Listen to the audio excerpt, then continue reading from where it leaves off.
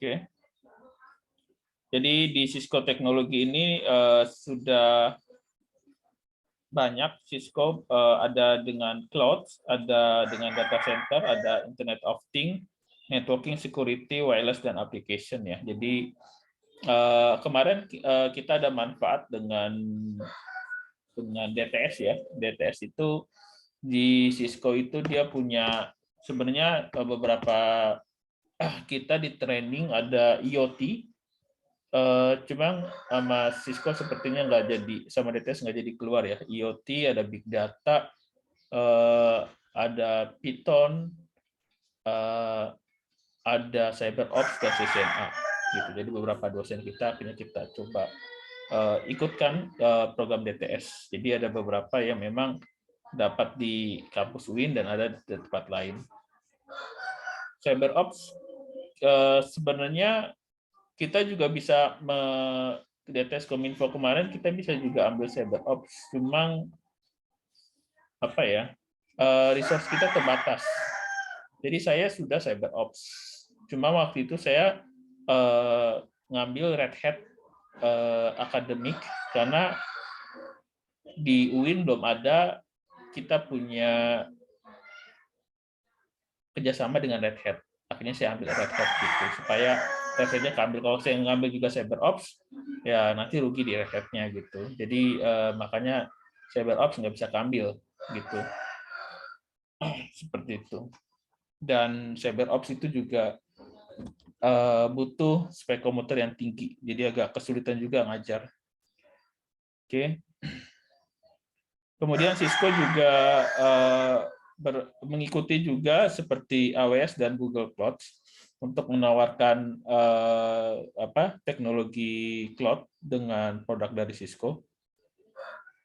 Kemudian juga Cisco juga membuat Webex ya. Jadi kalau kita ada Zoom, Webex. Jadi Webex ini bukan produk yang baru sebenarnya. Produknya sudah lama sekali. Hanya saja karena online yang keangkat Zoom gitu. Seperti itu, ya seperti Zoom lah. Kemudian data center juga mereka menawarkan. Selanjutnya adalah Internet of Things ya, edge computing. Jadi ya trennya sekarang mungkin ke smart home ya. Ya smart home, smart kebun, smart apa, penting smart gitulah.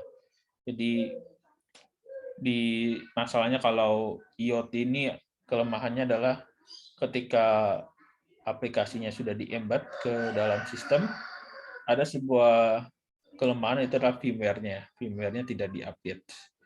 Jadi mungkin saat ini Anda sudah pakai firmware yang A, tahun depan ada udah firmware versi Z atau versi D gitu kan, ternyata ada celah di firmware A gitu.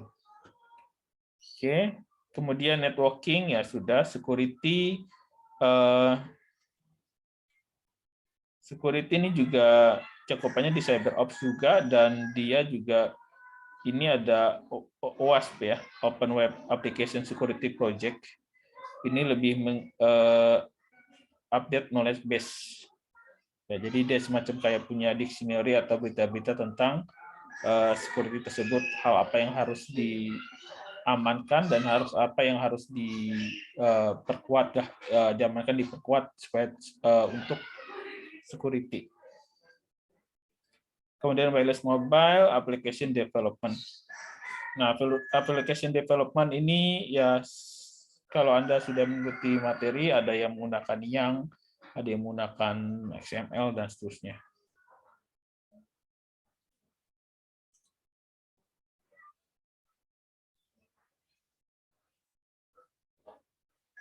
SDK Software Development Kit untuk mengintegrasikan develop aplikasi ke device atau ke dalam sistem. Oke, Cisco SDK itu dia punya diantaranya adalah Webex Team Android SDK. Jadi ini ada kita di praktikum 8 atau berapa itu kan kita ada Webex kan, kita manggil, kita buat grup, atau kita mengirim informasi atau menampilkan informasi, kalau nggak salah ada di praktikumnya. ya karena ini recording ya, maksudnya akan saya upload di ini. Itu sebentar, praktikum berapa ya? Sambil jalan dah.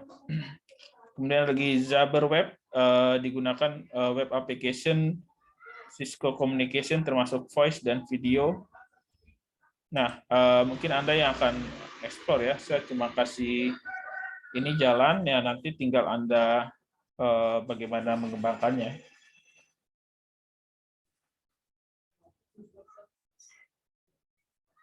Oke.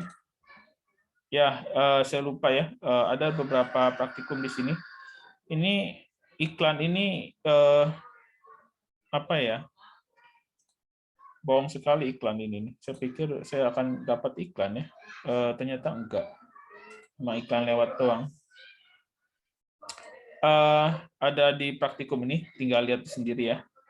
Jadi kalau ada yang kurang.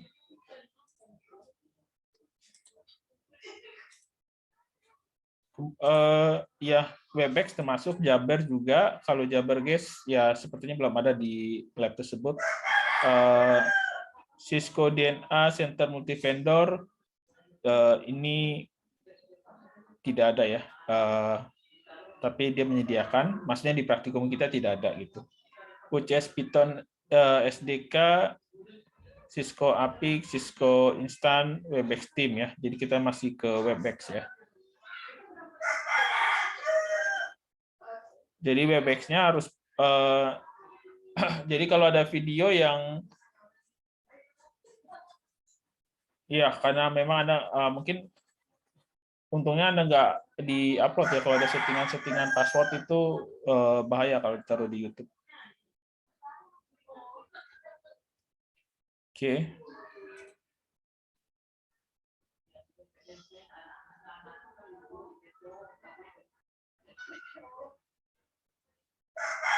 Ada lagi model driven programmability adalah semacam device untuk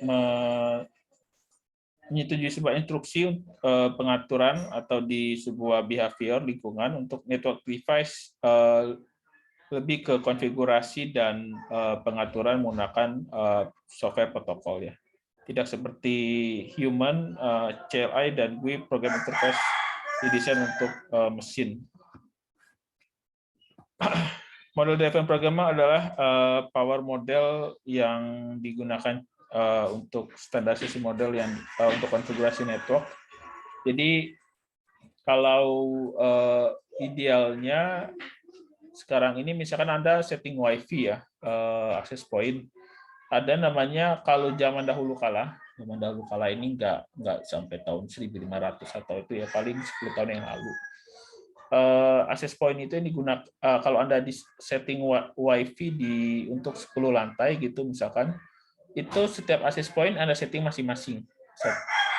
Ketika ada perubahan, maka dia akan diubah yang perlu diubah. Nah, kalau yang sekarang ini dia sistemnya client server. Jadi ada satu access point kita sebut WLC, wireless controller. Nanti yang access point lain pada ngikut aja. Apa kata bosnya dia akan ikut gitulah.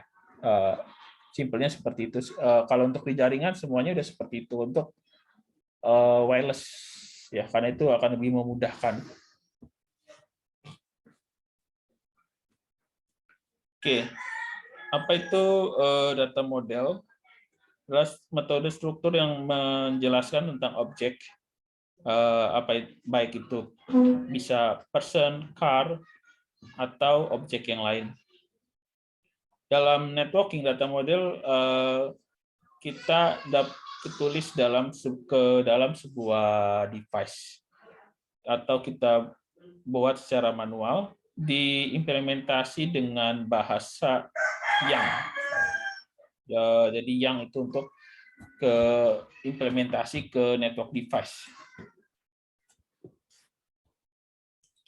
Oke, model program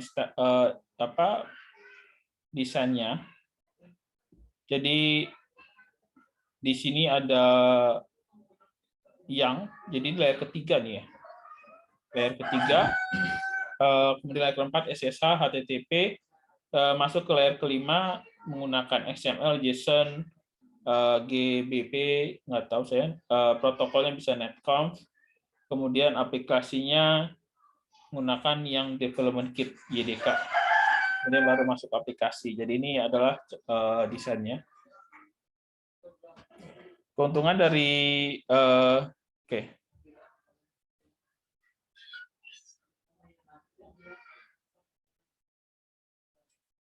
Nah, di sini kita lihat secara tradisional CLI atau SDK digunakan untuk konfigurasi network device, rata-rata digunakan untuk device yang sama, bahkan untuk vendor yang sama gitu. Jadi itu kalau udah diskriminasi seperti itu biasanya ya seperti dulu Cisco dulu agak seperti itu juga kalau dia bangun routing protokol, bangun apa namanya, jualan router, ada beberapa konfigurasi hanya merek dia aja, merek lain nggak bisa dulu. Tapi kalau sekarang dia sudah tidak ada diskriminasi ya.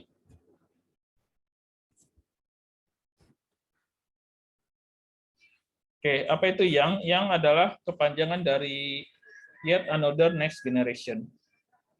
Didefinisikan oleh RFC 7519.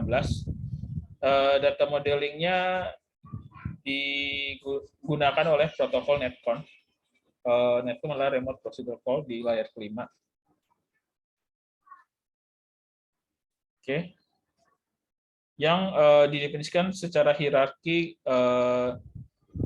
oleh netconf dan oleh RPC dan notification ya. Jadi kalau kita web service ya biasanya diatur oleh ada netconf, ada RPC, remote procedure call, biasanya RPC ini di Java ya.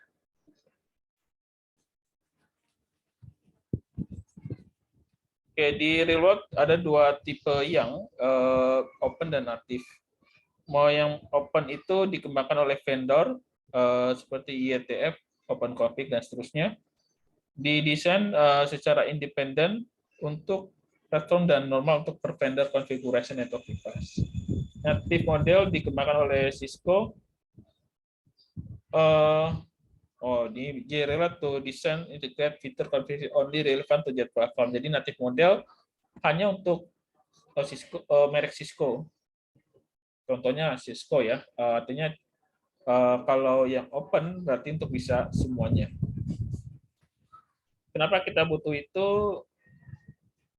Kita butuh sebuah standar untuk mengkonfigurasi yang mengizinkan network device yang vendor yang berbeda untuk mendapatkan informasi tipenya, konfigurasinya, dan seterusnya. Oke, ini adalah beberapa semacam fungsi-fungsi dari Siang. Ini XML, augment, container, data model, data node, dan seterusnya. Silakan dibaca di praktikum itu udah ada langsung ya. Yang mendefinisikan keempat nodes dalam data modeling diatur di sini RFC 7550 dan 6020. Ada leaf node, leaf list, container, dan list node. Oke. Container mungkin ini bagian dari yang ya. Sebuah grup yang tidak memberikan nilai value, nilai balik. List multiple containing. Leaf adalah single key. Ini ada sebuah nilai dan leaf list adalah multiple key. Value pair dengan tipe yang sama. Yang modul construct-nya, bagannya seperti ini. Ada kontainer, di dalam kontainer ada leaf list, kemudian kita buat kontainer lagi, ada leaf, ada kontainer lagi, ada leaf dan leaf ya.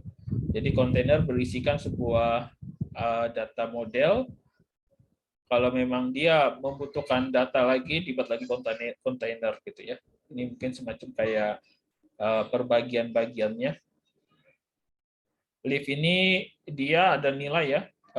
nilai variabel 1 ya. Kalau live list ini dia multiple variabelnya banyak.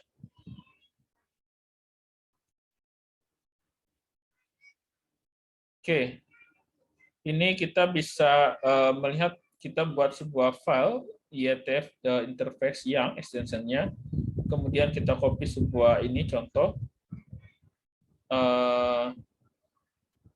kemudian hasilnya seperti ini, IETF interface, RW name tipenya string, RW description. Jadi misalkan interface gigabit Ethernet gitu kan, name-nya ini, description-nya, tipenya, enable bisa up down, statusnya mungkin ya, link up down on ada di sini.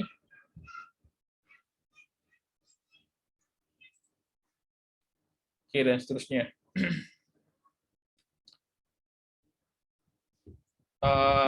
Lanjut aja. Apa itu netconf ya? Netconf itu net configuration, protokol yang didefinisikan oleh IETF RFC 7519 untuk menginstal, manipulasi, dan menghapus konfigurasi network.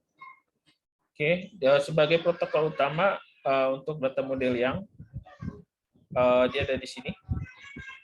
Dia bisa bisa create, delete, dan edit ya. Netconf menggunakan XML. Jadi kalau ada yang konsen ke jaringan, berarti Anda ini jangan menghindar ke programming ya. Zamannya sekarang networking sudah masuk ke programming. DevNet salah satu contohnya. Ini beberapa operasi dari netconf, ada get config, edit config, copy config, delete, log, dan seterusnya. Netconf versus SNP. Jadi kalau dahulu kala tahun 2000-an itu ada namanya SNMP, dan sekarang juga masih digunakan. SNMP adalah Simple Network Management Protocol. Dia fungsinya adalah untuk mengumpul, jadi ada server client juga, jadi ada agent, client kita sebut agent. Jadi masing-masing akan memberikan informasi status dari device ke satu SNMP server, sehingga seorang admin akan monitoring semua jaringan dalam satu layar. Dia bisa tahu di device sana lagi up, lagi down, seperti itu. IP-nya berapa aja, dan seterusnya itu SNMP.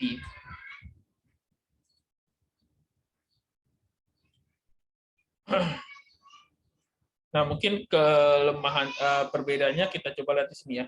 SNMP menggunakan full mode ketika mengambil data dari device. Intinya dia bisa mengambil informasi ke sebuah device. Does not have discovery process for finding management. Ya, karena dia sudah langsung kirim. Jadi dia kayak semacam ada passwordnya. Misalkan SNMP servernya IP A, SNMP username, SNMP password, jadi sudah di-setting. Jadi dia nggak perlu mencari, karena sudah langsung ketembak. Nggak support concept transaction. Dia satu arah aja dari client ke server. Kelemahannya backup dan restore elemen configuration, limit industri. Oke. Netconf didesain untuk dapat multiple configuration, device level, configuration testing, listing, dan dari sini kita lihat SNMP ini hanya proses membaca aja. Kalau netconf ini bisa melihat, menghapus, jadi kita bisa konfigurasi jarak jauh ya dengan banyak device yang kita remote.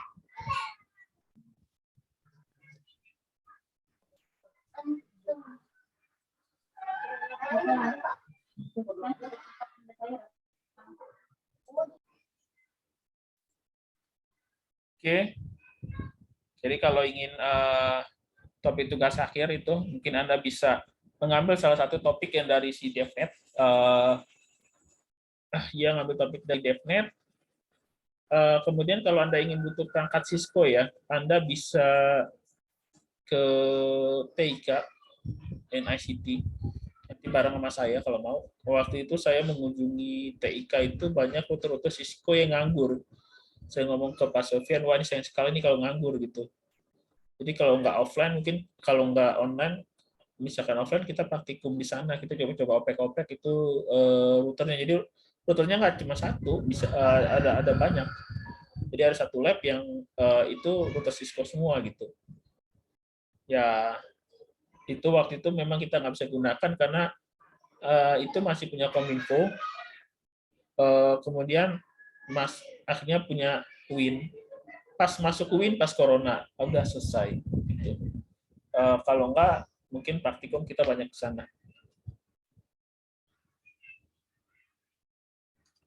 Oke, RedConf didefinisikan sama seperti NetConf untuk Network Configuration Protocol dan enkapsulasi HTTP message. Di NetConf yang bahasa yang itu menggunakan struktur sintak dan bla bla bla. Ya udah nggak konsen. Oke. RESTCON menggunakan struktur data XML atau JSON yang menyediakan service seperti API dapat melakukan programming akses ke device HTTP command, get, post, put, as, delete, dan directed dan langsung ke RESTCON API. Perbedaannya mungkin di sini apa ya? Kita baca aja. NetConf lebih komprehensif, lebih fleksibel, dan lebih kompleks. Oke. RESTCON lebih mudah dipelajari dan digunakan oleh engineer untuk REST API experience. Perbedaan dari NetConf dan RESTCON, NetConf support di data store, RESTCON support di only routing data store as any edit of candidate data community commits. Jadi dia only-nya ya. RESTCON tidak support untuk memperoleh atau rilis terbaru dari data store log. Jika data aktif log, RESTCON edit bakal fail.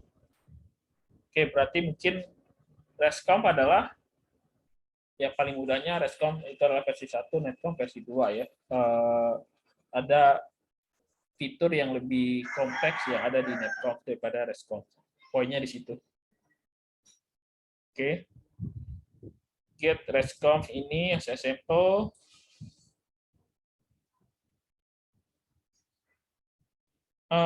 Launch DevAx dan ini explore yang model on GitHub gunakan Python. Ini nggak ketahuan lab berapa ya? Lab 835. Kita ada nggak lab 835? Oh, ke close.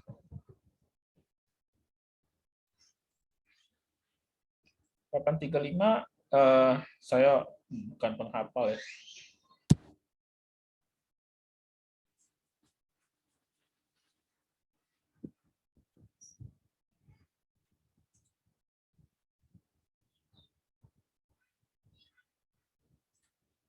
Oh, nggak ada ya 835 ya. Ya, kalau Anda ini bisa dipelajari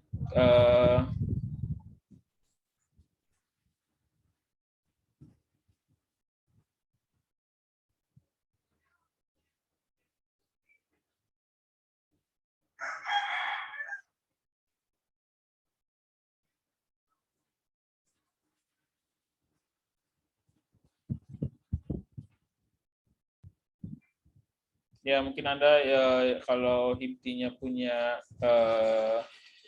apa namanya tim riset bisa di riset ini yang model mungkin Anda bisa explore lebih jauh lagi. Kalau nggak salah di situs DevNet-nya kan ada contoh-contohnya kalau Anda ingin ambil ya. DevNet.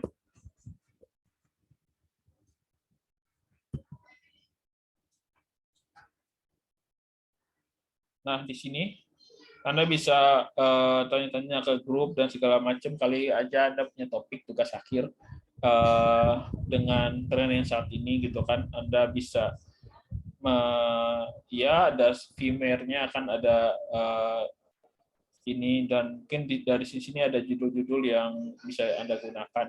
Jadi misalkan monitoring device, menggunakan netconf gitu kan, di uji cobanya misalkan di UIN, di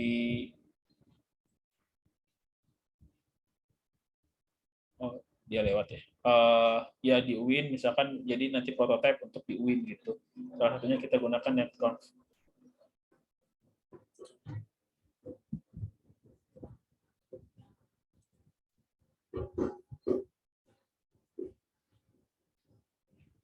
.836 netconf to access iOS XE device.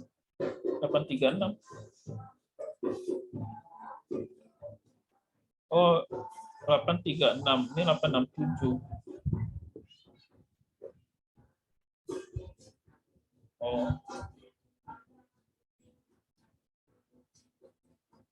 Iya. Coba kita lihat.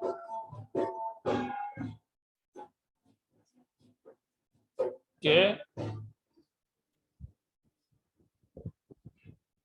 Iya, ini bisa Anda coba-coba di SSH, berarti dia punya untuk device OS ya, OS SRV 1000F dan DevUp ya. Kalau ada yang kesulitan, bilang ke saya, nanti saya downloadkan.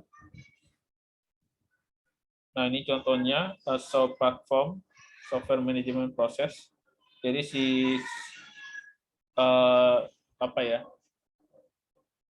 iOS dari si Cisco-nya itu kita coba ambil datanya biar bisa dibaca gitu. Ini contoh-contohnya. So netconf, yang session dan seterusnya. Itu. Karena memang trennya pasti sekarang yang seperti ini.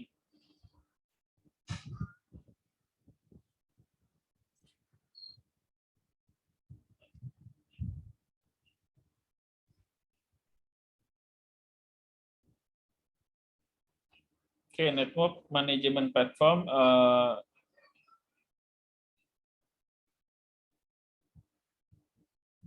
Oke, network automation itu digunakan. Jadi ada network automation ya. Jadi kita baca ya. Network automation adalah apa ya? Simple day-to-day operation maintenance. When you automate everyday task information, manage mengalami proses yang sama dengan sebuah kode. Anda dapat mengurangi human error dan improve network service availability. Operation team and response handle trouble ticket faster dan FNX secara proaktif ya. Ini kalau dari bahasa ini jangan-jangan nanti lowongan kerja network admin ini akan berkurang ini ya. Jadi karena network itu kan sebenarnya ada masalah, itu sebenarnya mengulangi masalah yang sama dengan domain yang berbeda dengan case yang beda-beda dikit. Nah, jadi dengan ada beberapa kode, dia bisa mungkin memperbaiki. Nah, mungkin Anda harus belajar bagaimana membuat cara network automation ya. Device provisioning, simple konfigurasi network device, lebih efektif, lebih cepat. Device software management, mengontrol dan mendownload software untuk update ya. Jadi dilakukan secara sistem. Compliance check, network automation mengizinkan unique ability untuk melihat grup network device yang error, dan ini jangan-jangan coba kayak AI juga dong. Kemudian reporting, dibuat listnya apa yang terjadi, ini troubleshoot dan data collection telemetry. Ini kedepannya feeling saya bisa jadi network automation sudah seperti AI dia. Ada masalah dicek, kemudian betulin sendiri. Sebenarnya AI sudah masuk ke network juga ya. Kalau Anda pernah dengar software namanya Snort, IPS, IDS, Prevention System dan Detection System. Jadi kalau Prevention System itu jaringan model penyerangannya itu sudah terbaca, sudah diketahui dan bisa dicegah. Kalau detection system itu sudah terjadi dulu, baru dikasih tahu ada masalah gitu. Nah itu kan AI juga yang bekerja di situ.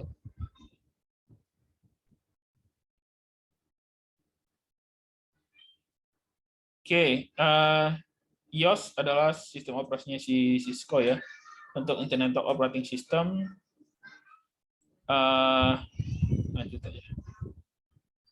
Nah, ini contohnya enable configure terminal. Di sini ada netconf yang ya. Jadi iOS XE ya, based on Linux.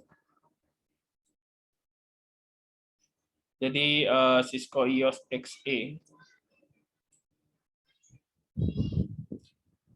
Oke, jika Anda tidak mengetahui unknown command,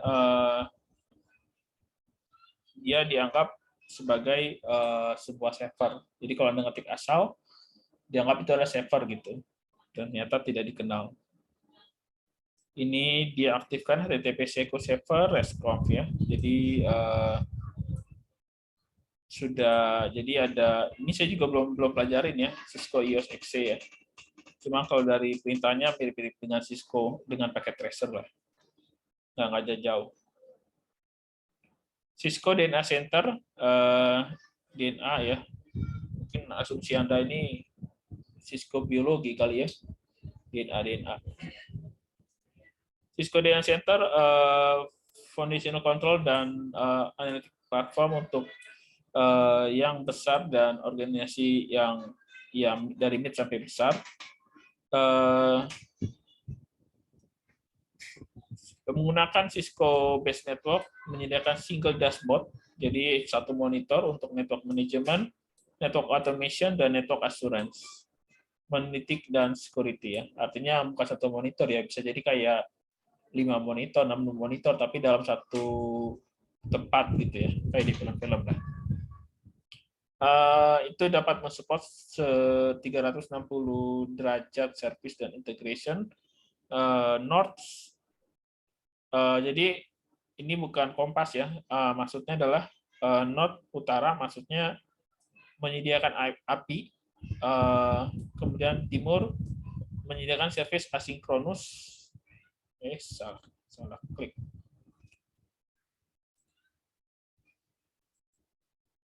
Jadi kalau North itu fungsinya untuk sinkronus ketika ada notif-notif web dan email. Southbound, wilayah selatan, untuk multi-vendor, SDK, development kit, dan westbound untuk ITSM service seperti ServiceNow. Oke, Cisco DNA Center Dashboard itu dia punya tahapan, ada desain, policy, profession, assurance, dan platform.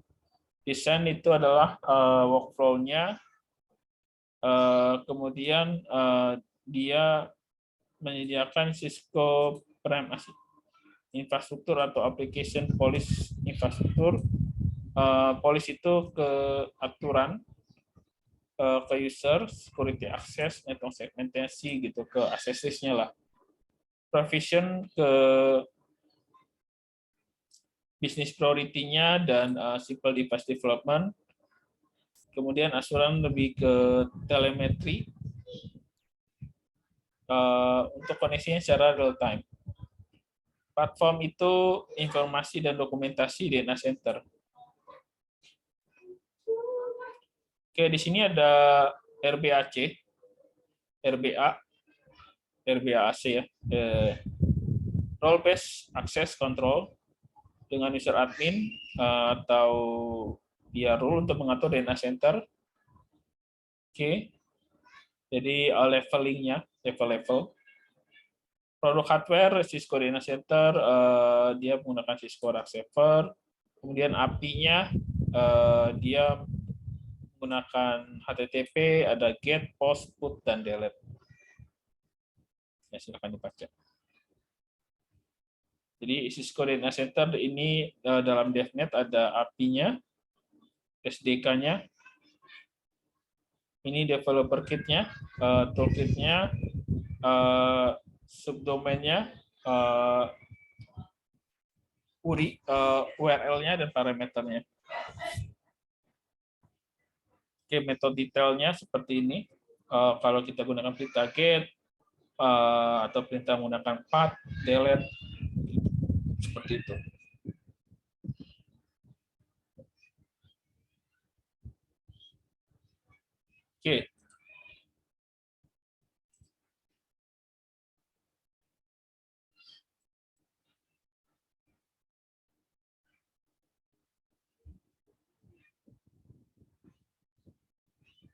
Ini suara dari video kedengaran nggak ya?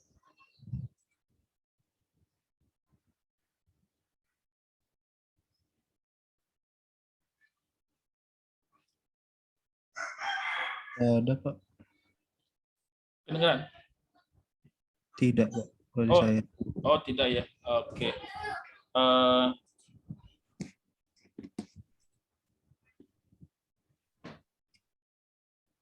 How many multiple can simultaneously dual monitor on the host? Untuk suara di sebentar di mana ya?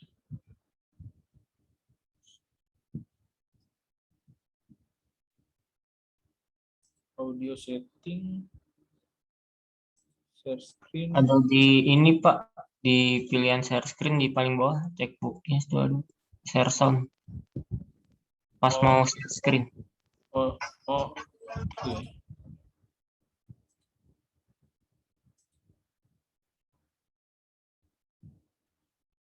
Oh iya. And targets may change, but the process will still be the same. Throughout your lab, you may need to edit the authorization variables in your scripts. You'll find this both in the DevNet Sandbox area, as well as inside the DevNet Learning Labs, where you can practice and utilize your code. The Cisco DNA Center Intent API is used by third-party systems to programmatically discover and control the network. The Intent API is organized by groups of functionality: Know Your Network, Site Management, Operational Tools, and Authentication.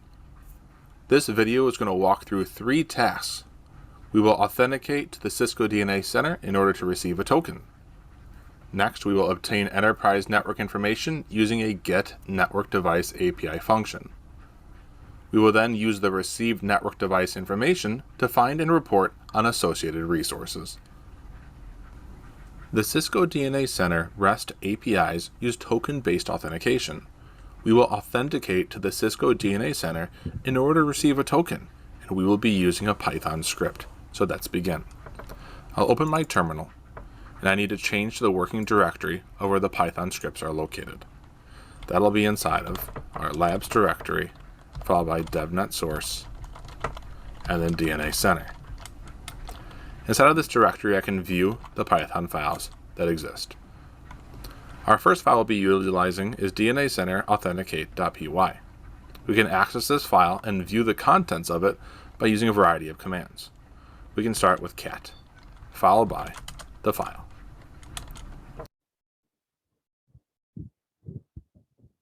The authentication logic is encapsulated in the function of getAuthToken, followed by a DNA Center IP, username, and password.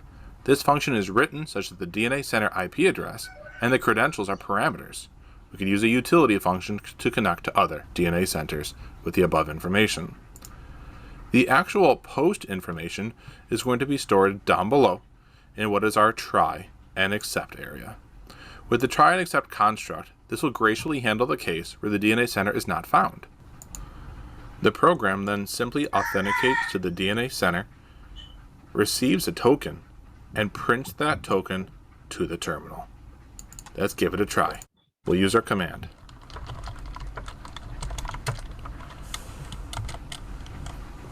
We have a successful authentication to the Cisco DNA Center, and we've received a token. This token is going to be used for the rest of the DNA Center API requests.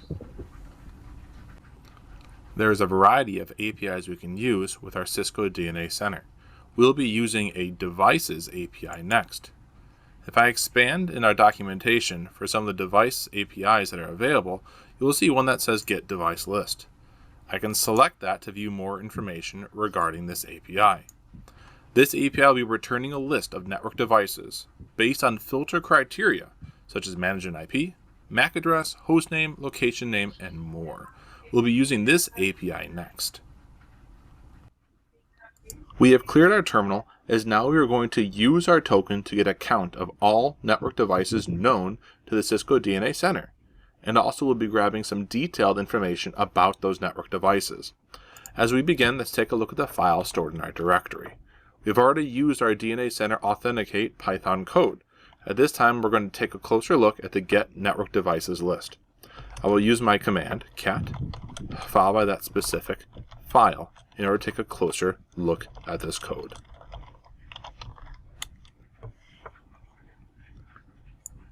As we scroll to the top of this file, we can take a closer look and see a lot of similarities. The reason it's so similar is this request in Python code begins in the exact same format as where we left off in the previous Python code file. As I scroll down, you'll see that the authentication is all requested just as it was before. Where we end, however, is going to be right here. The authentication to the Cisco DNA Center and the retrieval of a token. Now, the new code is below. That token is going to be assigned to a header key value pair. You'll see that as headers. In the new code, you'll see that being referenced later on. The first Get Network Device request goes out and looks for the modifier of count. This is only looking for the number of network devices known to our Cisco DNA Center. The second Get Network Device request goes out and it's looking for all known network devices. Let's give this a try.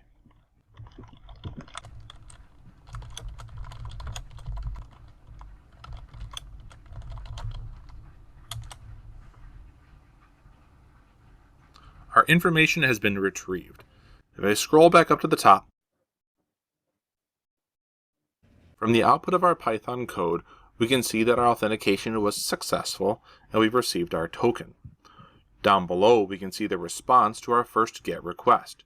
The GET request was looking for the network devices, but that list was filtered by a modifier of count. Count gives us back 14 network devices are known to our Cisco DNA Center. The second GET request was not limited by the modifier of count, and if we scroll down, we can take a look and view these 14 network devices and their associated information, such as their type, such as when they were last updated, information regarding them such as MAC address and the software version that they are running. More importantly, we can see information such as their serial number as well as management IP addresses. This is a lot of output. If this was a real production environment, it might be too much for us to effectively use. So is there a better way to go about and filter this output? And the answer, of course, is yes. We have cleared our terminal for the last time, as now we will utilize our last request with our Python code. For this, we'll actually be parsing the response for specific values. We'll be doing this instead of printing the complete response, which may provide us with too much output. As we get started, we'll take a look at the last file. That last file is getNetworkDevices.py. Let's take a closer look.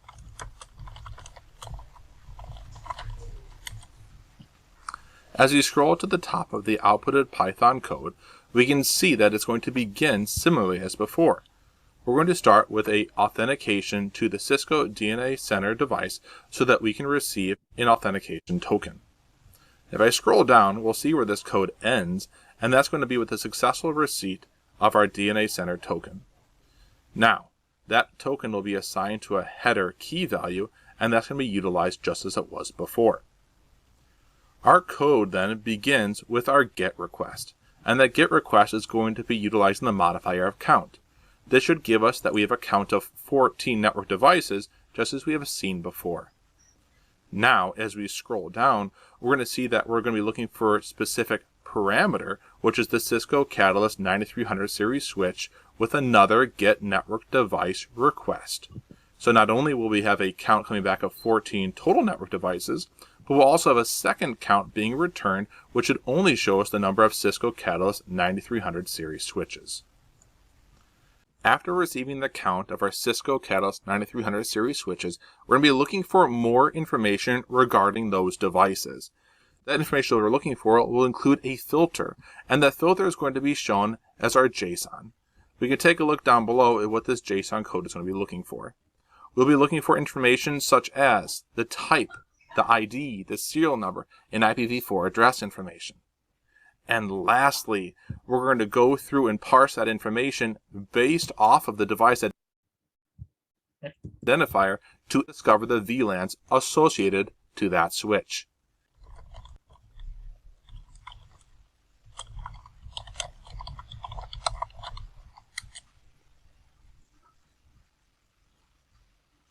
As we scroll up, we can take a look at the output of our code.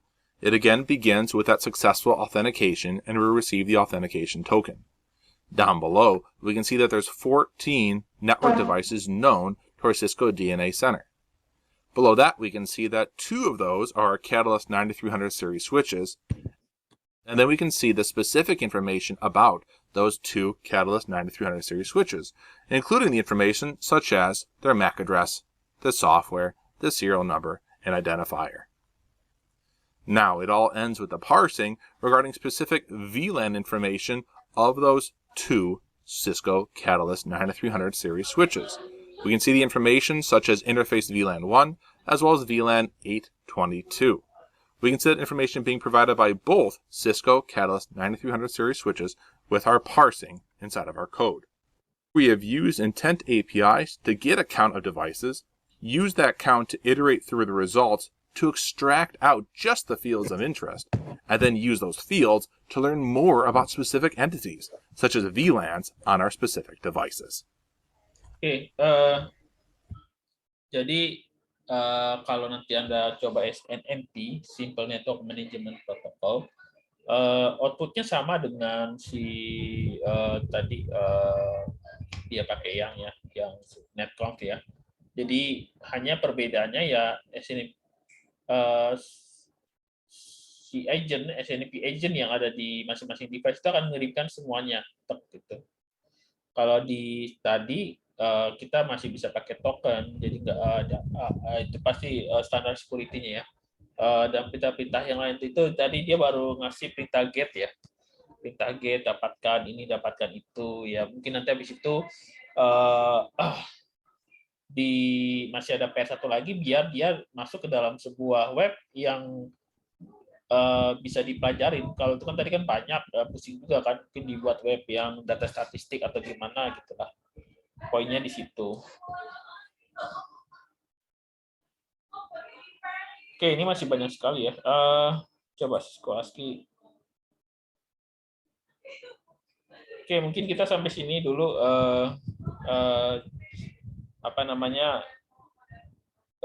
Bagi saya ini juga hal baru ya. Bagi hal baru, jadi prakteknya juga agak susah. Dalam arti ya memang butuh konsen juga ya, seperti itu. Jadi kalau Anda punya tim riset, mungkin bisa pelajarin ini lebih dalam. Pasti yang diajarin yang diberitahukan di sini masih dasar-dasar, masih dasar-dasarnya, belum sampai yang detail jauh-jauh ya. Jadi kalau Anda ingin coba, Anda bisa masuk ke Cisco DevNet. Misalkan ini ngambil topik tugas akhir bagi yang belum. Karena memang semuanya sudah berhubungan ya. DevNet ini pasti berhubungan dengan kondisi saat ini juga lah. Terutama untuk si yang netconf ya. Seperti itu. Record-nya saya hentikan terus. Mana record, stop recording.